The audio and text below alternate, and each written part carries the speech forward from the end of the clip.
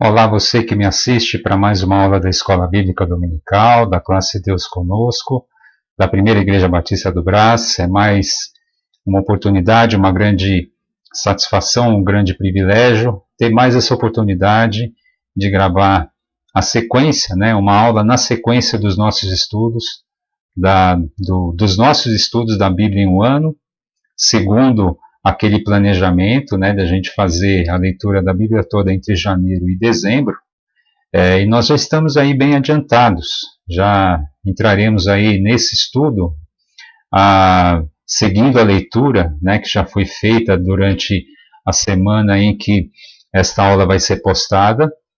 Nós já estamos aí no livro de Provérbios, o terceiro livro dos chamados poéticos, ou livros sapienciais, e eu quero já de antemão fazer expor a proposta aqui que a gente vai fazer, que a gente vai colocar em prática nessa aula.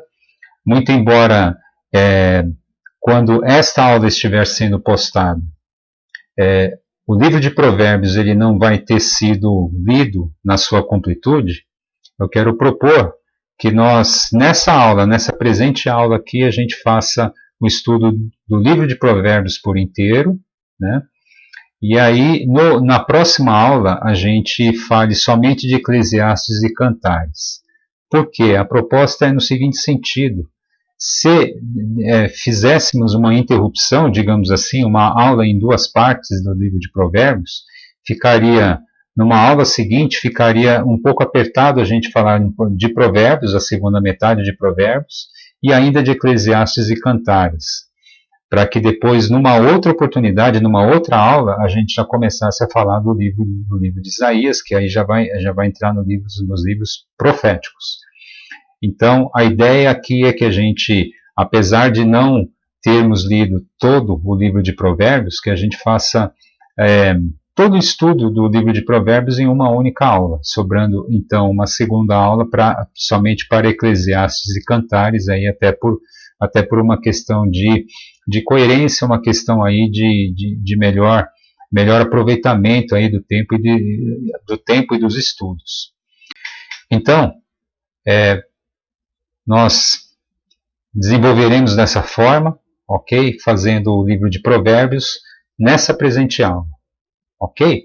Muito bem, eu quero pedir para que você, se você ainda não fez uma oração antes de iniciar este vídeo, para que você dê uma pausa, no vídeo, para que então você tenha esse momento de oração, pedindo ao Senhor que Ele edifique, para que Ele realmente frutifique, para que Ele realmente dê o máximo aproveitamento para essa aula, para que a gente possa então fazer um estudo proveitoso da presente aula do livro de Provérbios. Então convido você a dar uma pausa agora nesse vídeo para fazer essa oração. Muito bem, vamos lá então.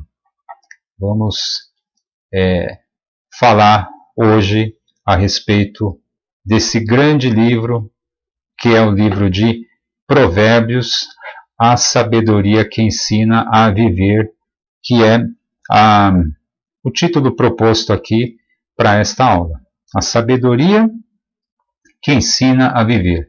O livro de Provérbios, ele se refere a todo momento à questão da sabedoria.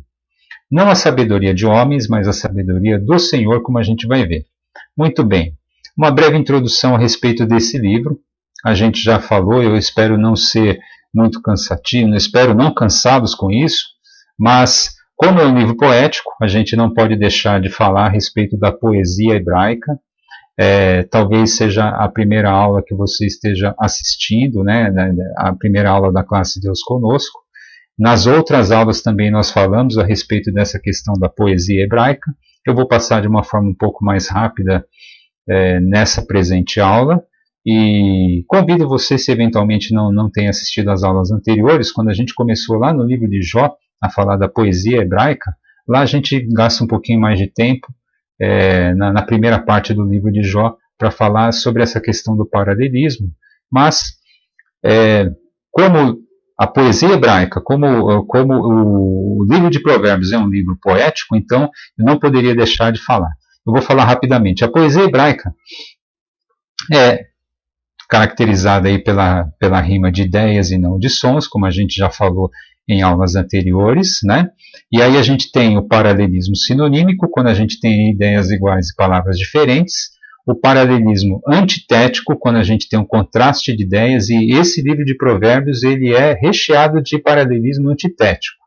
E até mesmo porque o rei Salomão, que é o autor de grande parte aí desse livro, ele vai fazer uma comparação, né, um confronto entre o sábio, aquele que vive com a sabedoria, que vive observando a sabedoria, e o nécio, aquele que é o, digamos, entre aspas, o maluco, aquele que não dá bola para a sabedoria. Então, o paralelismo antitético, ele é presente, ele é frequente no livro de Provérbios.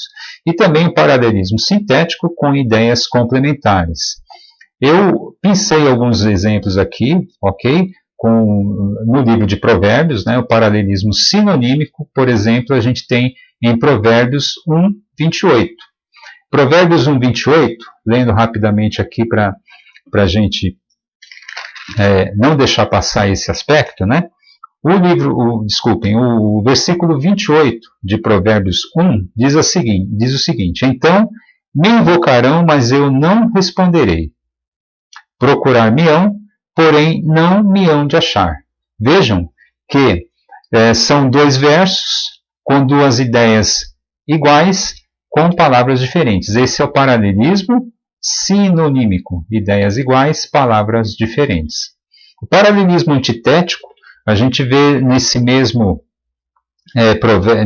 capítulo 1 de Provérbios, a gente vê em dois versículos, nos versículos 32 e 33, a gente vê o seguinte: os nécios são mortos por seu desvio, e aos loucos a sua impressão de bem-estar os leva à perdição. Mas o que me der ouvidos habitará seguro, tranquilo e sem temor do mal. Vejam como existem duas ideias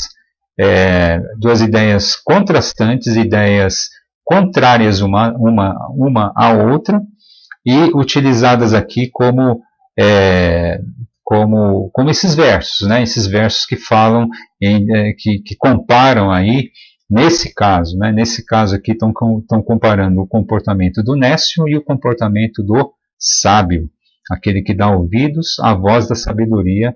E é interessante que esse livro, o livro de Provérbios, ele personifica a sabedoria, né? Na verdade, é uma figura de linguagem, é aquilo que a gente chama de personificação, é aquilo que a gente chama de prosopopeia. Se eu não estou enganado, é prosopopeia, mas personificação eu tenho certeza, né? A sabedoria é como se fosse uma pessoa falando, né? E aqui está exatamente falando isso, né? Quem me der ouvidos, ou seja, der ouvidos à sabedoria, e que no fundo der ouvidos à voz do Senhor, que é a própria a fonte da sabedoria aqui no livro de Provérbios, né? Esse habitará seguro. O nécio não. O nécio vai ser morto pela sua perdição. Isso vai levar o nécio à perdição, à falta de sabedoria. E o paralelismo sintético aqui, a gente vê com ideias complementares, a gente vê no versículo 29 desse mesmo capítulo 1. Porquanto aborreceram o conhecimento e não preferiram o temor do Senhor, né? Aborreceram o conhecimento, né? E não preferiram o temor do Senhor. É um paralelismo sintético na medida em que apresenta ideias complementares. Muito bem. A autoria a gente já chegou a comentar aqui, a resvalar, né, a falar rapidamente. A maior parte desse livro, né, dos Provérbios, ele é escrito pelo rei Salomão. O rei Salomão, ele escreveu quase que 90%, não sei se a gente pode colocar esse percentual, mas enfim, ele escreveu boa parte do livro de Provérbios, e o rei Salomão, ele é conhecido aí pela sua sabedoria. A gente viu aí nos livros, no livro de Reis, no livro de Crônicas também, como foi essa questão da sabedoria, como ele pediu ao Senhor para ter sabedoria para governar Israel, e o Senhor deu para ele, o Senhor o equipou com isso, né? O equipou com essa característica de ser um rei sábio, ser um rei de grandes recursos, né? De grandes recursos, assim, de conhecer muitas coisas que, inclusive, as pessoas iam fazer consultas com ele, né? Sobre temas diversos, né? Enfim, os reis, inclusive estrangeiros, iam fazer isso. Mas é isso. Vamos lá, continuando. Provérbios. A palavra provérbios, ela provém do latim proverba, que quer dizer o seguinte, na verdade é uma junção de duas palavras, né? Um prefixo pró em lugar de e verba, palavra. Ou seja, é uma frase, o provérbio é uma frase que é pronunciada em lugar de muitas palavras, condensando muita sabedoria em poucas palavras. Tenho certeza que você conhece aí muitos provérbios populares, né? Não apenas os provérbios aqui que estão nas escrituras, na Bíblia, mas eu sei que você conhece aí alguns provérbios aí que a gente fala, né? Ditos populares, provérbios, por exemplo, a mentira tem perna curta, por exemplo, né? São frases pequenas que trazem uma verdade, que trazem uma mensagem, né? Uma mensagem muito maior do que ela. O que quer dizer a mentira tem perna curta? Quer dizer que a mentira, aquele que conta uma mentira, ele não vai conseguir subsistir com ela, né? Porque de alguma forma a mentira ela vai ser desmascarada. Isso é o que diz esse provérbio, a mentira tem perna curta. Outro provérbio muito conhecido, por exemplo, é água mole em pedra dura, tanto bate até que fura. Isso dá a ideia do quê? De você ser persistente, né? Não você ser persistente, mas a questão de uma situação que se repete, muito embora possa haver uma grande resistência para que aquilo não aconteça, mas dá uma ideia de que várias tentativas, né, tentando-se, acabe-se conseguindo fazer aquilo que se está tentando fazer. Então, enfim,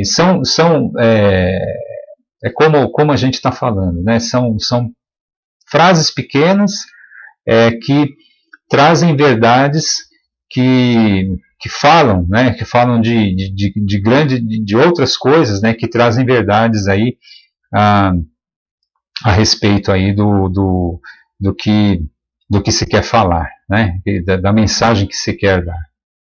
Enfim, existem outros provérbios que certamente você conhece, né? Muito bem. O tema do livro de Provérbios é a sabedoria. Não a sabedoria de homens, né? Não a sabedoria que a gente consegue nos bancos escolares, por exemplo, o conhecimento humano somente, né? Muito embora ele fale do conhecimento humano também, mas o tema é a sabedoria não de homens, mas superior, a que vem de uma vida de relacionamento com Deus. Esse é o tema do livro de Provérbios. É a sabedoria, aquela que você não consegue buscando por si só. Você não consegue lendo o livro por si só. Você consegue tendo uma vida de relacionamento com Deus. Essa é a sabedoria que é valorizada no livro de Provérbios. Agora, vamos falar um pouquinho sobre essa questão de sabedoria. Muito tempo depois aí de Salomão e de outros autores aqui, como a gente vai ver, muito tempo depois de eles terem escrito esse livro de Provérbios, vieram os gregos. Os gregos são os pais aí da disciplina chamada filosofia, dessa ciência, a filosofia, né? E o que quer dizer filosofia? Filosofia fazendo uma tradução literal, digamos assim, Filosofia significa amor ao conhecimento, amor à sabedoria. Muito bem, a filosofia, no final das contas, filosofia inclusive atribui-se esse nome filosofia ao grande Pitágoras, né?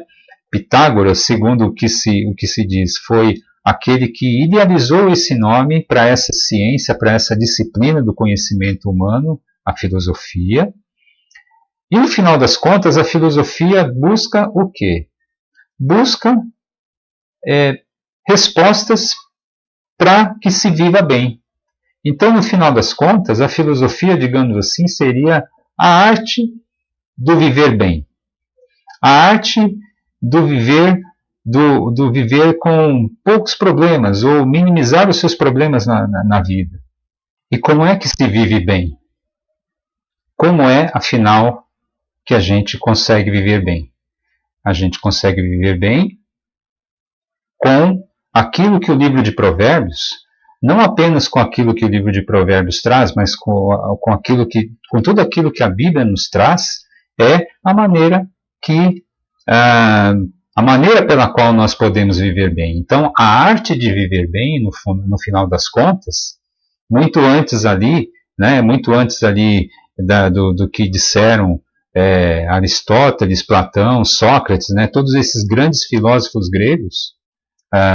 Claro, não estou desprezando o trabalho, assim, a preciosidade de tudo isso que eles nos deixaram, mas, enfim, no final das contas, aquilo que se busca com a filosofia é aquilo que está no livro de Provérbios, aquilo que está na Bíblia, na verdade, na Bíblia como um todo, mas principalmente aqui no livro de Provérbios, é o que a gente encontra.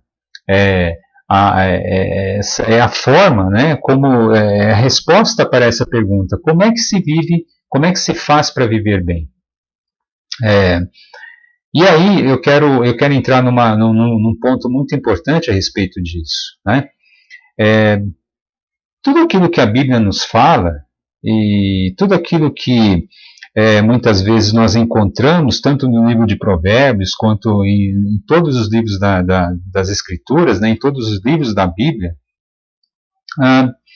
nos faz muitas pessoas dizerem o seguinte: poxa, parece que Deus é um desmancha-prazeres, digamos assim, né?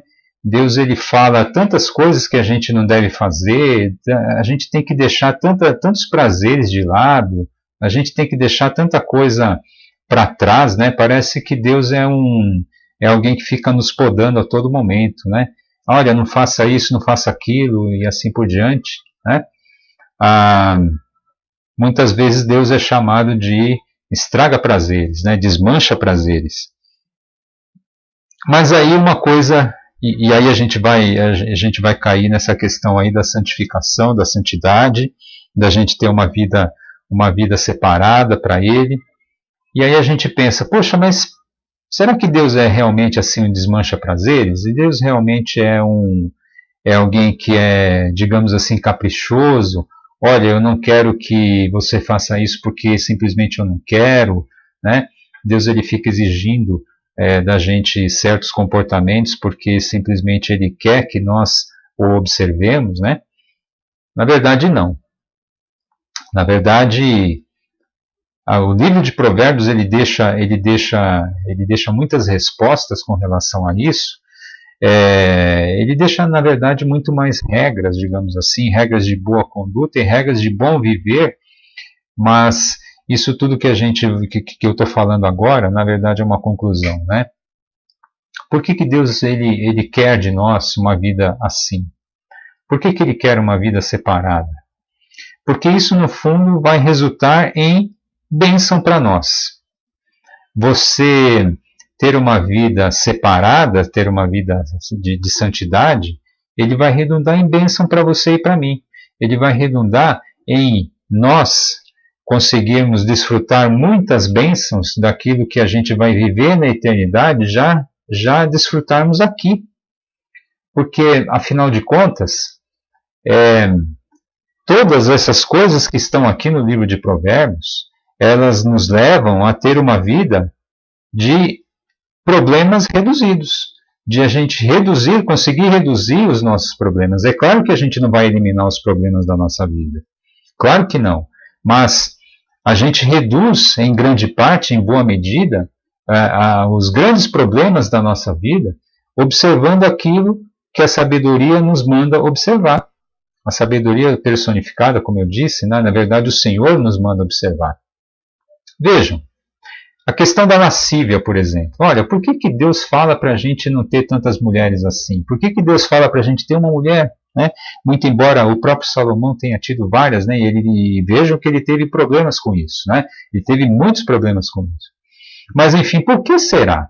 Por que será que Deus ele quer de nós para que a gente evite esse comportamento, digamos assim, esse comportamento voluptuoso, esse comportamento lascivo, né? Eu vou dar um exemplo muito, muito simples, né? Você e eu conhecemos vários jogadores de futebol que se embananaram com essa questão de mulher, né? Vou dizer uma forma muito simples, né? Eu, por exemplo, conheço a irmã de um jogador de futebol aí famoso. Ele não chegou a ser internacionalmente famoso, mas aqui no Brasil ele fez muito sucesso. Ele jogou num grande clube brasileiro. E eu conheci a irmã dele, uma colega de trabalho, e ela me contou certa vez que ele poderia estar muito melhor do que está hoje. Ele não está nada bem, e ele poderia ganhou muito dinheiro, né, e poderia estar muito melhor do que está hoje, mas por que ele está nessa situação ruim? Por causa de mulher. Jogador de futebol, inclusive, né, tem aquelas Maria Chuteiras, né, ficam em cima dos jogadores. O cara, de uma hora para outra, ele se acha aí o galã, né, um Brad Pitt da vida, né, de tanta mulher que vem em cima dele. E aí, só que é uma grande armadilha isso, né, e esse jogador de futebol aí, ele acabou mal. Ele não está bem hoje por conta exatamente do que? De ter aí perdido muito dinheiro com mulher, né? Com mulheres. E isso é uma história que a gente vê acontecer com vários desses jogadores e com várias pessoas, não apenas jogadores de futebol, né? Mas em boa medida com eles. Por conta de mulher, né? Por conta de ter muitas mulheres. Isso é apenas um exemplo, que o livro de Provérbios nos dá, né, para a gente fugir dessa questão da lascívia, né, que isso não traz consequências boas, né, e no final das contas, vejam que Deus nos dá todo esse alerta, né, não apenas com relação à lascívia, como outras coisas que a gente vai ver também, porque isso nos traz problemas. Essas coisas que estão no livro de Provérbios e ao longo de todas as páginas da Bíblia que Deus fala para a gente evitar, no final das contas é porque para que a gente viva bem, né? Que é exatamente essa questão aí da resposta à grande pergunta da filosofia, né? E para que a gente então, vivendo bem, a gente consiga então antecipar bênçãos da eternidade nessa vida que nós temos aqui. Muito bem. Aqui eu quero ir então para o conteúdo, né, para a gente avançar. Conteúdo de Provérbios. Provérbios de Salomão, do capítulo 1 até o capítulo 24. Vocês veem que de 31 capítulos, né, 24 capítulos aí são de autoria desse grande rei sábio, o rei Salomão, né? Então, a grande parte do livro de Provérbios é de autoria dele. Provérbios de Salomão, copiados pelos homens de Ezequias. Então, na verdade, você pode ver que é mais do que os 24 capítulos, né? A gente vê aí 29 capítulos aí, porque são Provérbios de Salomão de copistas, né? Copistas aí eleitos ali, escolhidos pelo rei Ezequias. Dá a entender que é o rei Ezequias, né? Que é o rei Ezequias que então, que também inseriram aí nesse livro de provérbios alguns outros provérbios aí de Salomão. Aqui a gente tem no capítulo 30 as palavras de Agur e as palavras do rei Lemuel no capítulo 31. Quem é Agur e quem é o rei Lemuel? Agur e Lemuel são descendentes de Ismael. Lembra-se de Ismael? Ismael é o irmão ali de Isaac. E é interessante isso, né? É interessante que a linhagem de Ismael também, ela vai de alguma forma ter aqui uma participação nesse livro de Provérbios, né? É interessante isso, interessante como esse livro de Provérbios também traz escritos, né? Escritos de alguém que não é da linhagem de Jacó, né? Não é da linhagem de Isaac, mas da linhagem de Ismael. Isso é interessantíssimo, né? Interessantíssimo como isso veio para a palavra do Senhor, né? Mais uma vez mostrando que a palavra do Senhor, ela não é somente para os descendentes de Israel, né? A palavra do Senhor não é dirigida somente a eles, né? E também Deus não inspirou somente os descendentes de Jacó, mas também, aqui como a gente vê, palavras de Agur e do rei Lemuel, descendentes então de Ismael. Olha só que interessante, né? Muito bem. Vamos falar um pouquinho a respeito de algumas questões, né? Algumas coisas muito importantes no livro de Provérbios, né? Eu quero me concentrar em dois aspectos principais. Provérbios 10. Vamos lá para o livro de Provérbios, no capítulo 10, e eu quero ler o capítulo 10 com você, para que a gente faça algumas reflexões a respeito dele. Capítulo 10 de Provérbios diz o seguinte: Provérbios de Salomão. O filho sábio alegra seu pai, mas o filho insensato é a tristeza da sua mãe. Veja aqui, o paralelismo antitético, né? O filho sábio alegra seu pai, mas o filho insensato é a tristeza da sua mãe. Isso é frequente, eu estou fazendo parênteses aqui, é frequente no livro de Provérbios. Vamos lá, versículo 2. Os tesouros da impiedade de nada aproveitam, mas a justiça livra da morte. O Senhor não deixa ter fome o justo, mas rechaça a avidez dos perversos. O que trabalha com mão remissa empobrece, mas a mão dos diligentes vem a enriquecer-se.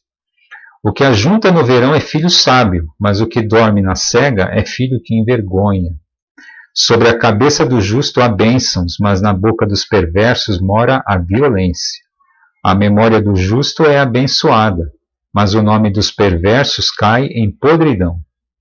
O sábio de coração aceita os mandamentos, mas o insensato de lábios vem a arruinar-se. Quem anda em integridade anda seguro, mas o que perverte os seus caminhos será conhecido. O que acena com os olhos traz desgosto, e o insensato de lábios vem a arruinar-se. A boca do justo é manancial de vida, mas na boca dos perversos mora a violência. E aqui eu quero colocar aqui o principal objetivo da gente estar falando do capítulo 10 de Provérbios, ok? É a respeito da boca, daquilo que sai da nossa boca, ok? O ódio excita contendas, mas o amor cobre todas as transgressões. Nos lábios do prudente se acha sabedoria, mas a vara é para as costas do falto de senso. Os sábios entesouram conhecimento, mas a boca do nécio é uma ruína iminente. Os bens do rico são a sua cidade forte, a pobreza dos pobres é a sua ruína. A obra do justo conduz à vida e o rendimento do perverso ao pecado. O caminho para a vida é de quem guarda o ensino, mas o que abandona a repreensão anda errado. Um outro tema muito frequente aqui a respeito de você observar a repreensão, ok? O que retém o ódio é de lábios falsos, e o que difama é insensato. No muito falar não falta transgressão, mas o que modera os lábios é prudente. Prata escolhida é a língua do justo, mas o coração dos perversos vale muito pouco. Os lábios do justo apacentam a muitos, mas por falta de senso morrem os tolos. A bênção do Senhor enriquece e com ela não traz desgosto. Para o insensato, praticar a maldade é divertimento. Para o homem inteligente, o ser sábio.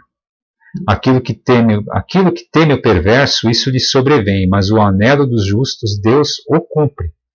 Como passa a tempestade, assim desaparece o perverso, mas o justo tem perpétuo fundamento. Como vinagre para os dentes e fumaça para os olhos, assim é o preguiçoso para aqueles que o mandam.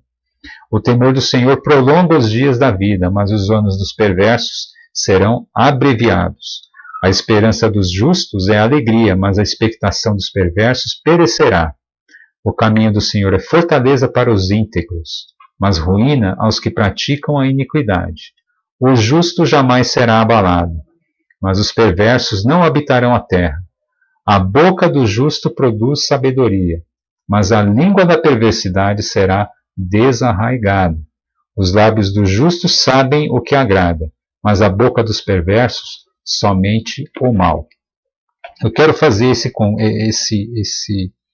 destaque com relação à fala, à língua, ao que nós falamos.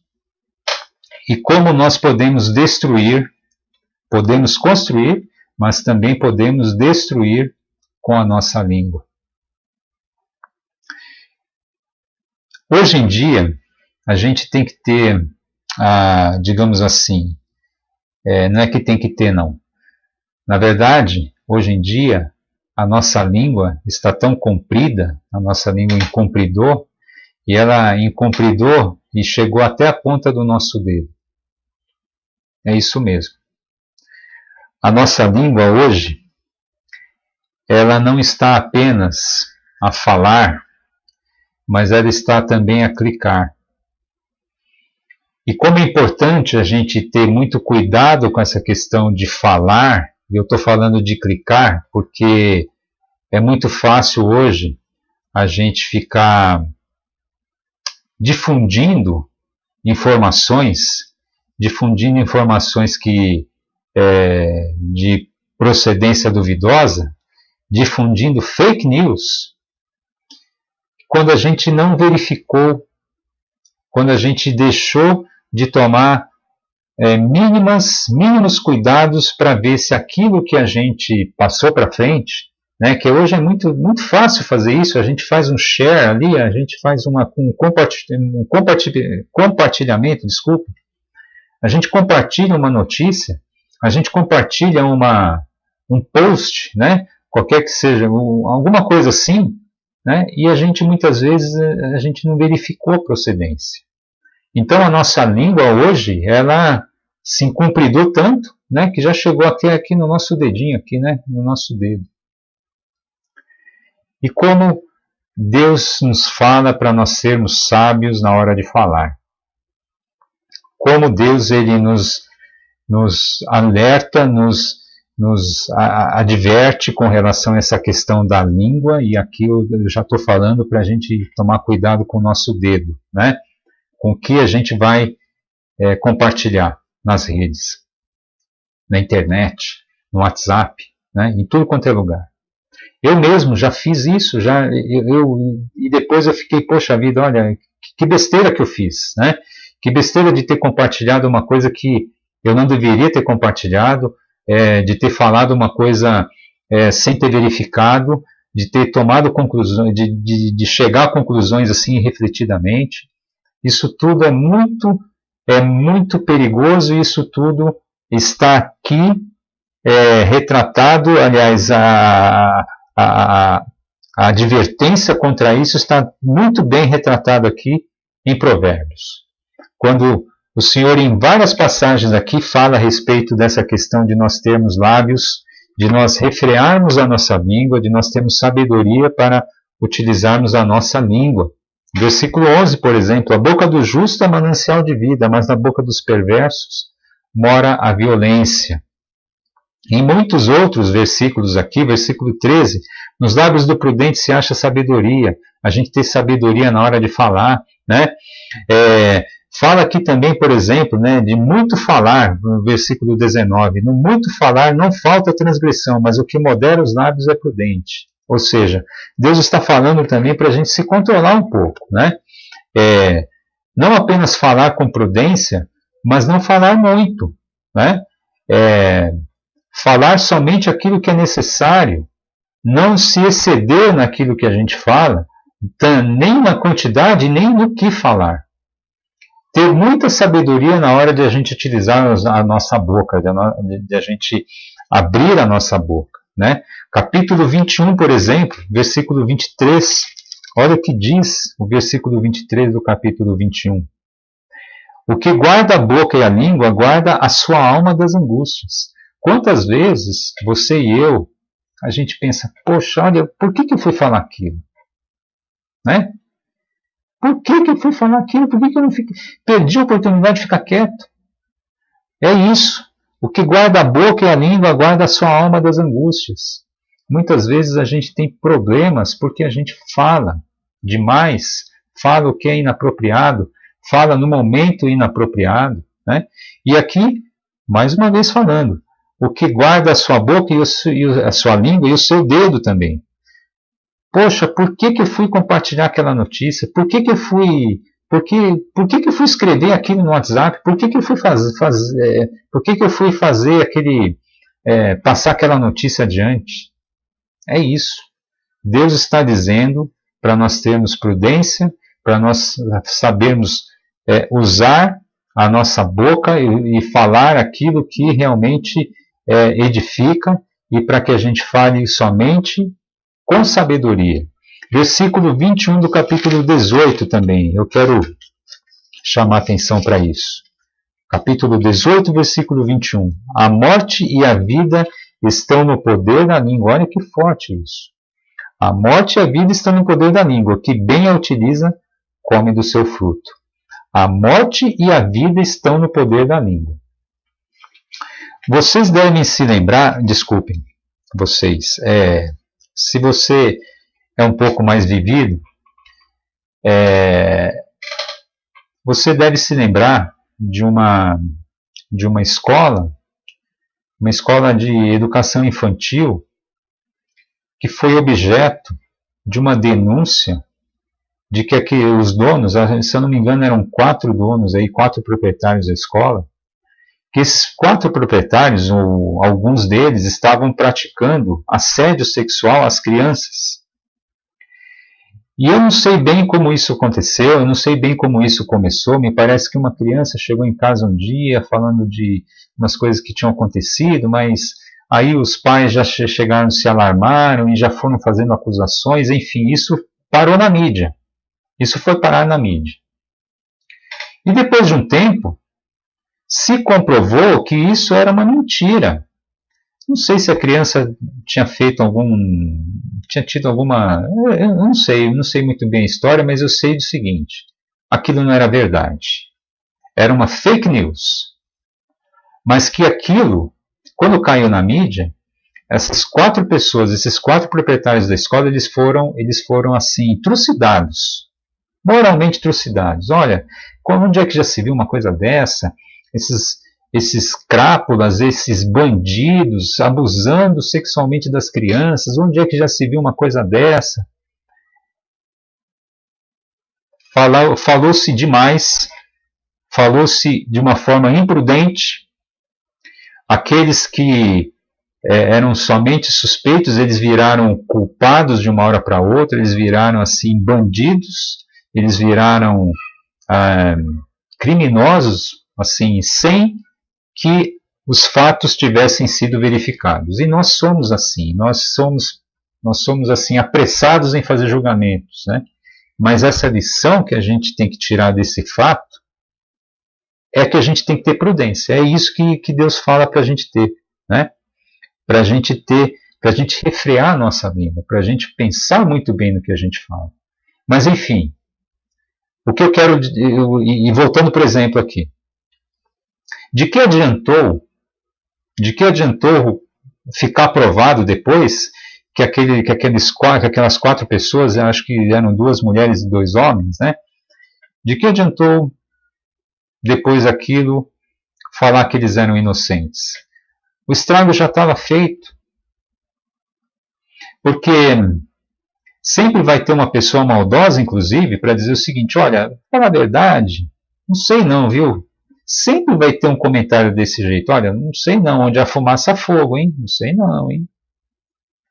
Então, assim, depois que você fez o estrago, você, eu estou dizendo nós, depois que se fez o estrago, não se consegue mais voltar.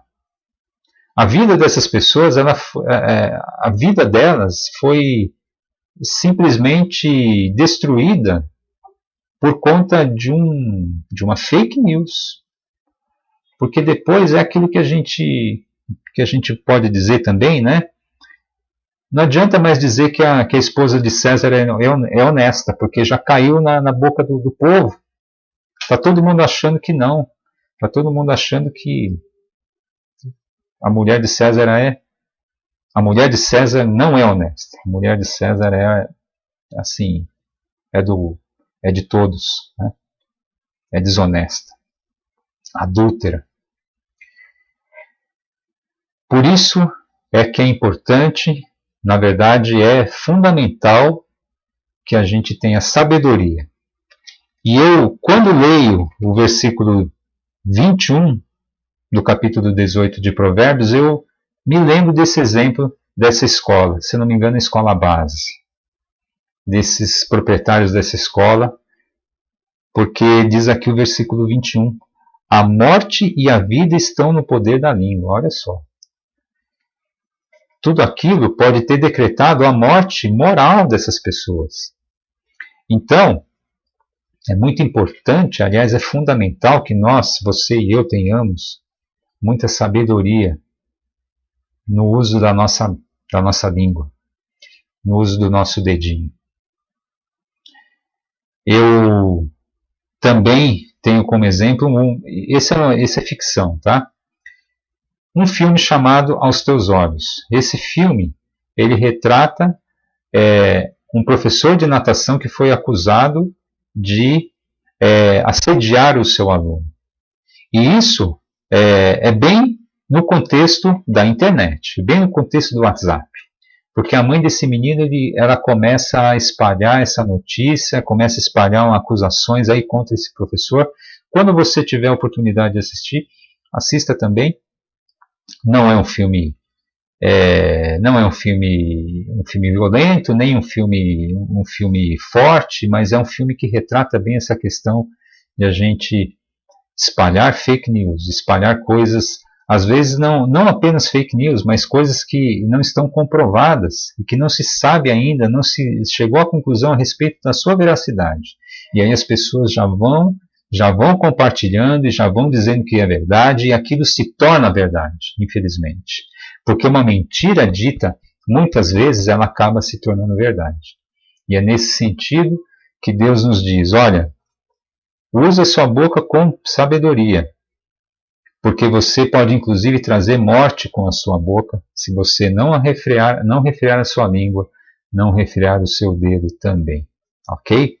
Que a gente seja muito sábio ao usar a nossa boca. A boca do justo produz sabedoria, mas a língua da perversidade será desarraigada.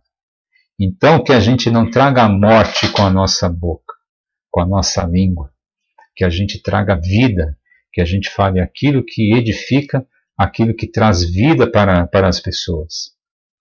Muito bem. Vamos para um outro tema muito importante, que é o tema da repreensão. Capítulo 9, eu quero ler alguns versículos, eu quero ler até o versículo 10. Versículo 10, versículos 1 a 10 do capítulo 9 de Provérbios.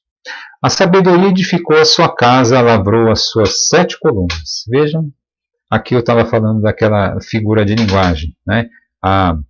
A sabedoria personificada, personificação da sabedoria. Versículo 2. Carneou seus animais, misturou seu vinho e arrumou a sua mesa. Já deu ordens às suas criadas e assim convida desde as alturas da cidade. Quem é simples, volte-se para aqui. Aos faltos de senso diz, vinde, comei do meu pão e bebei do vinho que misturei. Deixai os insensatos e vivei. Andai pelo caminho do entendimento. O que repreende o escarnecedor traz afronta sobre si, e o que censura o perverso a si mesmo se injuria. Não repreendas o escarnecedor, para que não te aborreça. Repreende o sábio, e ele te amará. Dá instrução ao sábio, e ele se fará mais sábio ainda. Ensina ao justo, e ele crescerá em prudência. O temor do Senhor é o princípio da sabedoria, e o conhecimento do santo é prudência. Vejam que interessante que o versículo 10, na verdade, quando a gente fala da personificação, da figura de linguagem, da sabedoria, na verdade, o que ele está dizendo é o seguinte, olha, é o Senhor aqui, na verdade, a sabedoria, na verdade, é o Senhor. O Senhor edificou a casa, né? Lavrou as suas 7 colunas, ou seja, é mais ou menos isso, né? Que a personificação da sabedoria é a própria origem do Senhor. A sabedoria é a origem do Senhor. O temor do Senhor é o princípio da sabedoria. Enfim, mas aqui é a figura de linguagem, a sabedoria personificada. Mas o que eu gostaria de falar aqui com relação a essa questão do capítulo 9 é essa questão exatamente de a quem se deve repreender. Parece até um paradoxo, parece até uma coisa paradoxal, né? Porque diz aqui, não repreendas o escarnecedor, desculpe, o versículo 9, dá instrução ao sábio, ele se fará mais sábio ainda, né? Porque não vai falar com o cara que é nécio, que é o cara que não tem sabedoria, não vai tentar ensinar para ele, porque ele não vai querer, né? Parece até um paradoxo, você dá mais comida para quem já tem comida, né? Mais ou menos isso. Você dá mais água para quem não está com sede, né? Você deveria dar água para quem está com sede, né? Nesse caso, aquele que precisa de sabedoria, está falando aqui para não dar para ele. Não fala para ele não, porque ele é escarnecedor. Ele vai te aborrecer, na verdade. Você vai se aborrecer com isso, né? Interessante isso. Interessante como a palavra do Senhor ela nos diz que não adianta você tentar repreender no bom sentido, repreender com amor, né? Dar uma repreensão àquele que é nécio. A palavra de Deus está dizendo o seguinte, olha, não adianta você fazer isso, você vai tentar repreender o cara não vai te dar ouvidos, inclusive ele vai te xingar, você vai arranjar para sua cabeça, você vai arranjar um problema para sua cabeça. E aqui, interessante como a gente vê no capítulo 15, versículo 1, né, falando sobre exatamente essa questão de como a gente deve fazer essa repreensão, né? Olha só, a resposta branda desvia o furor, mas a palavra dura suscita a ira. Voltando àquela questão lá dos provérbios populares, né? Isso me lembra bem aquele provérbio, aquele dito popular que diz assim, né? Quando um não quer, dois não brigam, né? Aqui no capítulo 15, quando fala assim, a resposta branda desvia o furor, mas a palavra dura suscita a ira, aqui ele nos dá assim, claro que ele não é uma interpretação direta, mas o que a gente pode falar a respeito de repreensão, a gente tem que entender muito bem o que significa repreender, repreender em amor, de tal forma que a sua repreensão ela desvia o furor. Porque se você for dar uma palavra dura para alguém, você vai suscitar a ira. Muito bem. Quando a gente vai repreender alguém, a gente deve realmente repreender no bom sentido, né? Não é repreender e é aqui no capítulo 15, versículo 1 que eu quero chegar também, né? E é exatamente aqui que eu quero falar. Não é repreender no sentido de dar uma palavra dura, dar uma palavra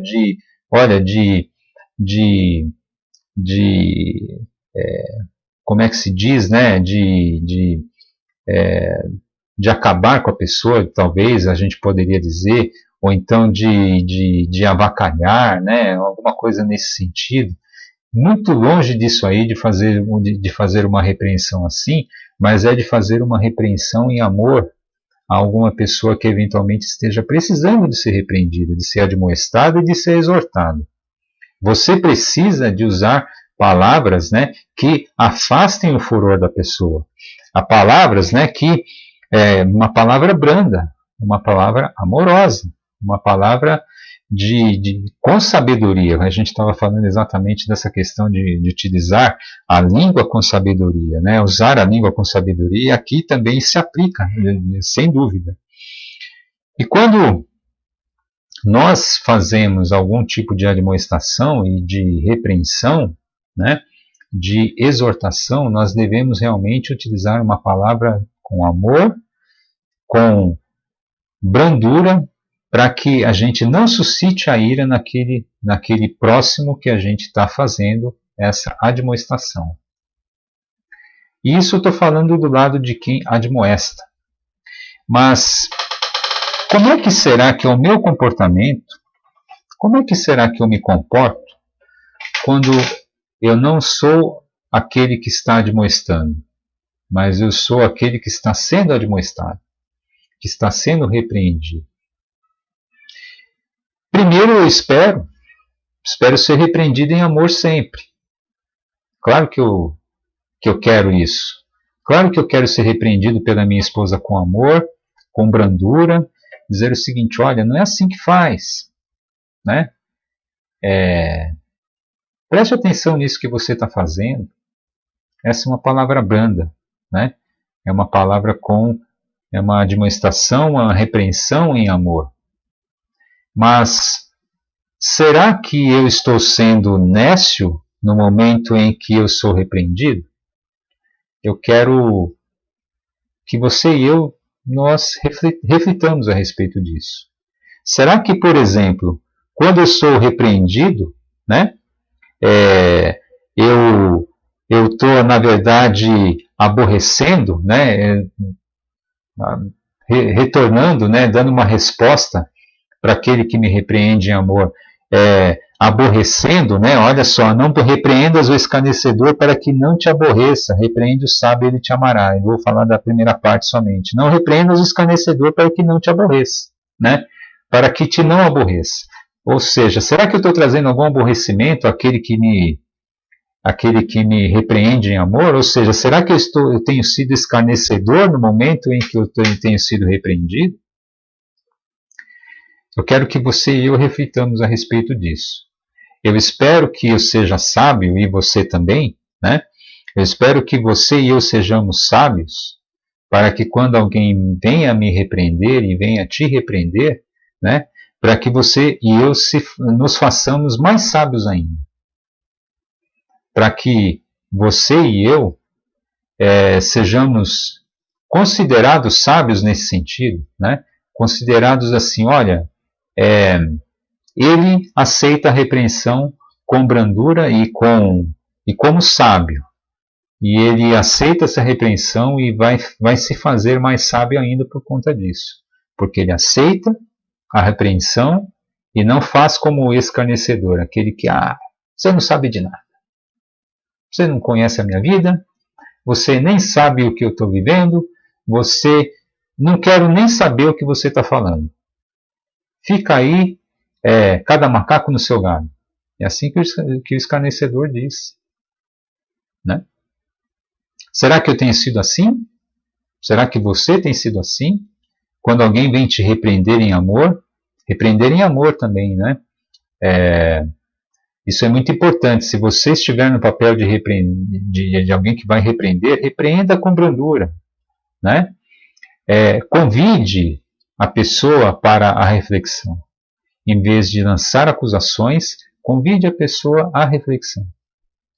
E se você e eu, nós estamos sendo objeto da repreensão, como é que nós estamos nos portando?